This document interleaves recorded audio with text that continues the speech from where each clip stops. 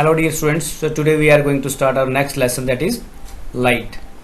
So we are taking here in-text questions. So question number first, define the principal focus of a concave mirror. Means concave mirror के focus को आपको define करना है.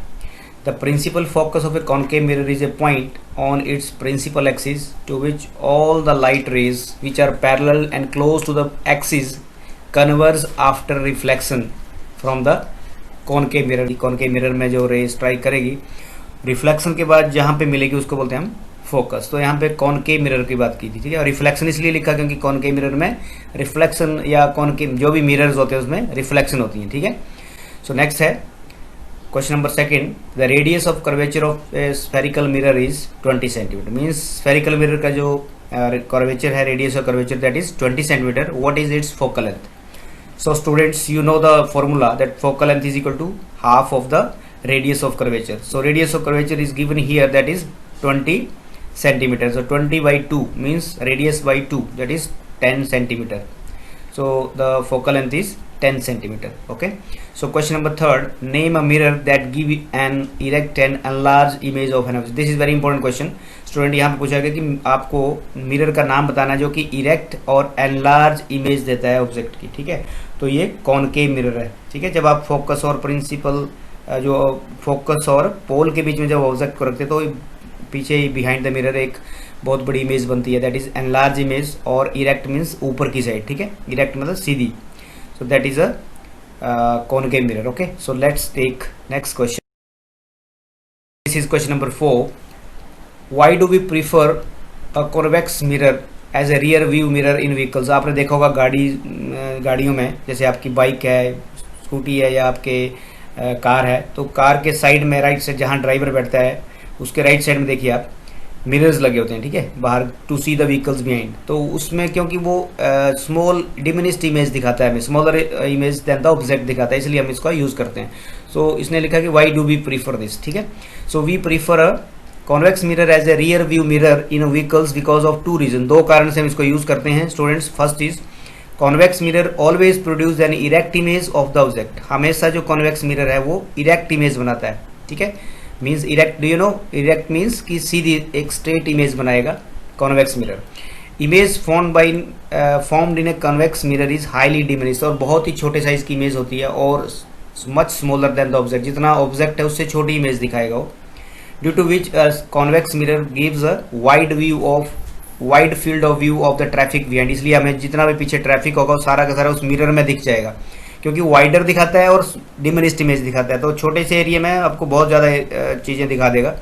सो convex mirrors enables the driver to view such larger area of the traffic behind him. इसलिए हमें वो जो convex mirror है वो पीछे का जितना भी लार्जर एरिया होता है, जितना ट्रैफिक है उसके बारे में बता देगा. हमें डिस्टेंस का एग्जैक्ट लोकेशन नहीं पता चलता, उसका एग्जैक्ट डिस्टेंस का पता नहीं चलता, लेकिन हमें इतना पता चल जाता है कि पीछे ट्रैफिक कितना है, ठीक है. सो this is also very important question.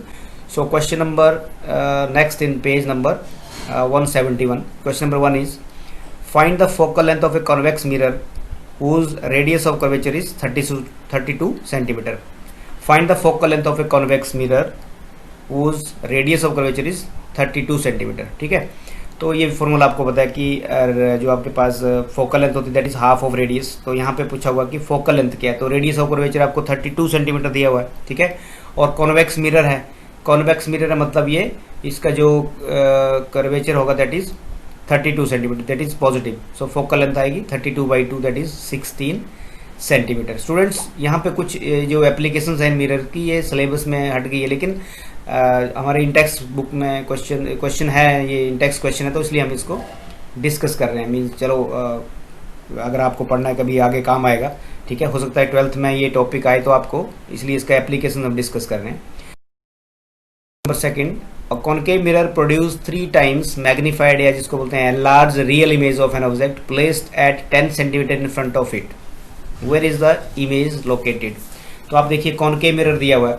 Concave mirror आपके पास कन्वर्जिंग मिरर होता है, तो उसने लिखा कि ये 3 times इमेज को बड़ा कर देगा, ठीक है. Magnified real image of an object placed at the 10 centimetre front of it. मतलब जो ऑब्जेक्ट है वो 10 सेंटीमीटर में रखा हुआ है और आपको बताना है कि इसकी इमेज कहाँ पे फॉर्म होती है. आपको वी फाइंड आउट करना, मतलब आपको क्या दिया हुआ है, मैग्निफिकेशन दिया हुआ है और u दिया हुआ है। तो u दैट इज -10 सेंटीमीटर के पास पोल होगा, पोल से लेफ्ट साइड देखिए आप, तो जो ऑब्जेक्ट होगा उसकी या इमेज होगा वो सब नेगेटिव आएंगे, चाहे फोकस हो, all are negative.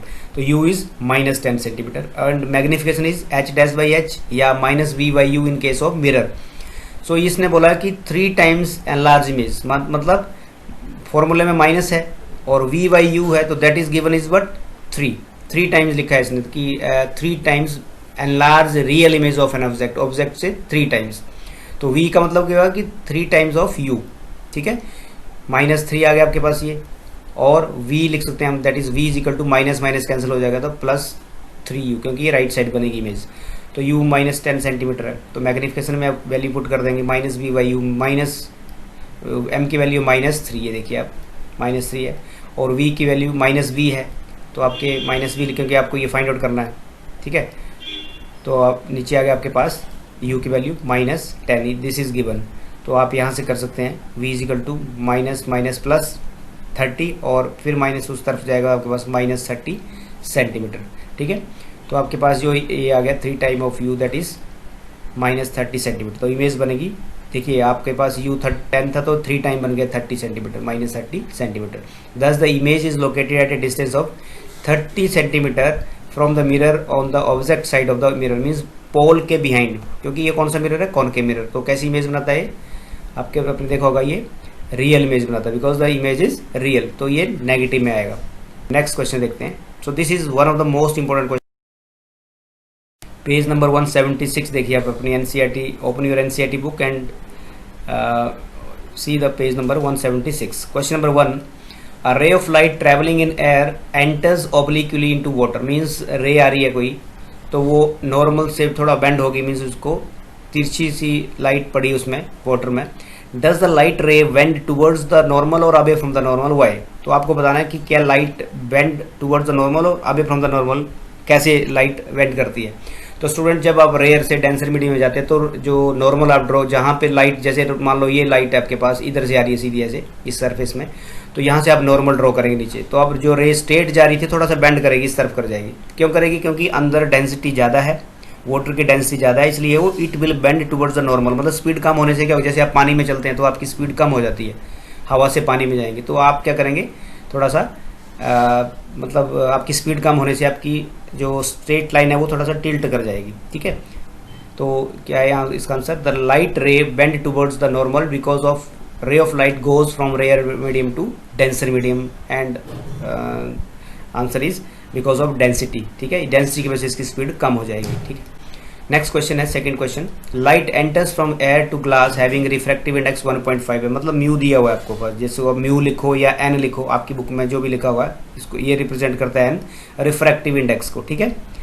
So light enters from air to glass having refractive index 1.50, what is the speed of the light in the glass, the speed of light in vacuum, मतलब speed of light in vacuum दिया हुआ है, आपको speed of light in glass find out करनी है, ठीक है। तो this is very simple question, देखिए रिफ्रैक्टिव इंडेक्स दिया हुआ है यहाँ पे, दैट इज 1.50, ठीक है।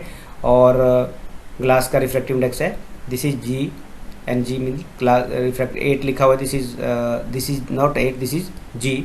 सो refractive index of glass is 1.50, speed of light in vacuum, ये आपको पता है कि इस लाइट की जो स्पीड है दैट इज 3 × 10⁸ मीटर पर सेकंड है, ठीक है, दिया भी है यहाँ पे, अगर नहीं दिया तो यू शुड नो दिस की what is the speed of light and the speed of light in glass is, तो फॉर्मूला होता है mu is equal to c/v, mu is equal to c/v।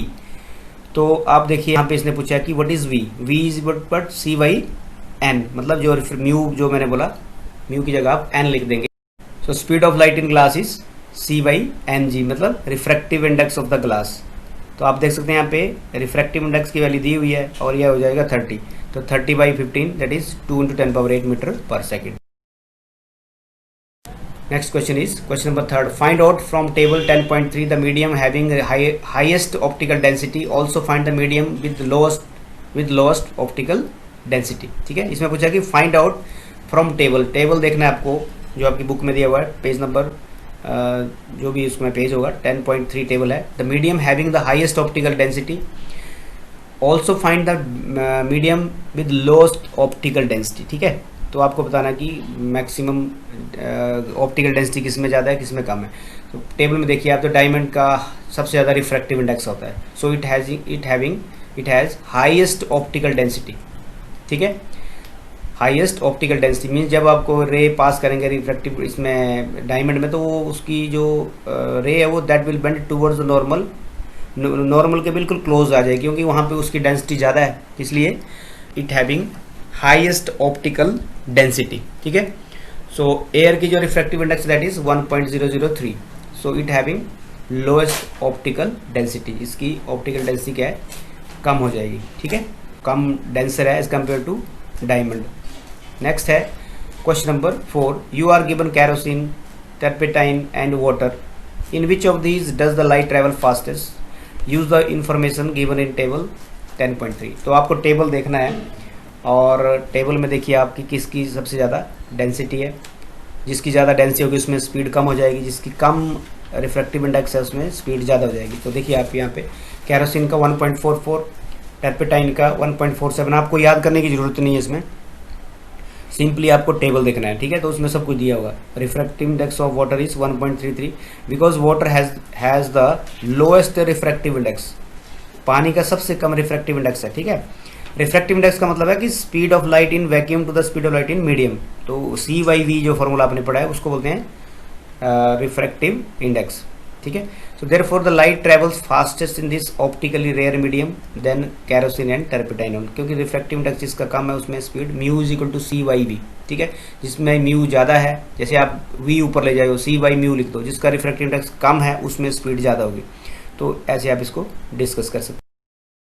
Question number 5, the refractive index of diamond is 2.42, what is the meaning of this statement. मतलब ये देखिए आपको पीछे doubt आया होगा कि ये ऑप्टिकल डेंसिटी क्या है। अब तो देखिए यहाँ पे by saying that refractive index of diamond is 2.42, ऐसा बताया कि रिफ्रैक्टिव इंडेक्स डायमंड का 2.42 है।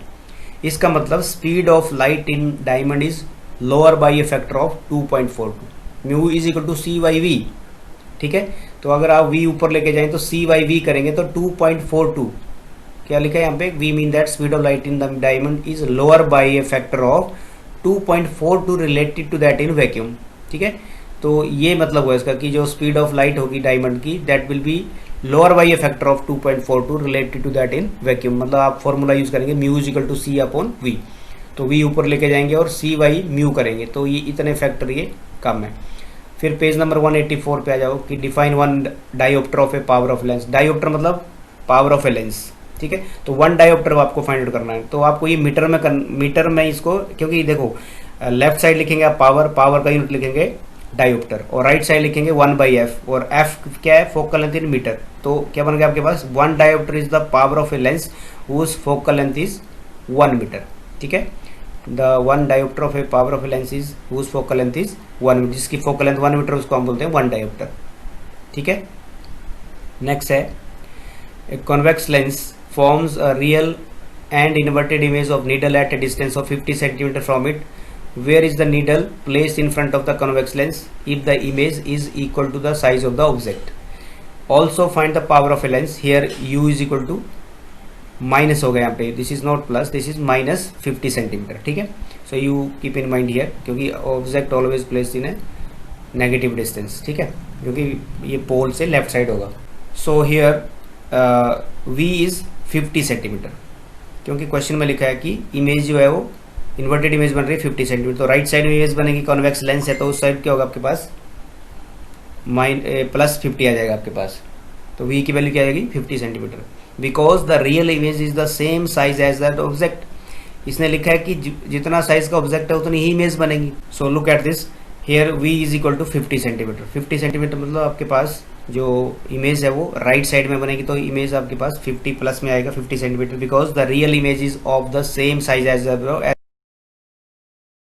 इक्वल टू h-h, और लेंस में ये प्लस v/u आएगा, मिरर में माइनस v/u आता है, दैट इज इक्वल टू -1, क्योंकि साइज ऑफ द इमेज और size of the object same है, इसलिए आपको जो मैग्निफिकेशन आएगा दैट इज -1।